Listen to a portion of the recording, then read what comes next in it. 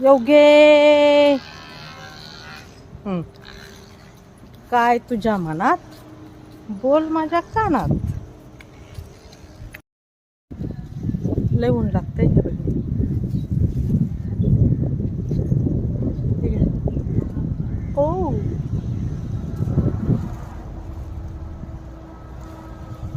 आपल्याकडे शेंदुळ्या अशा भेटतात. हे खजूर आहे, खजूर खजूर छोटे छोटे खजूर आहे ना, हाताला येते छोट्या छोट्या झाडाचं. लय ऊन लागतं हो.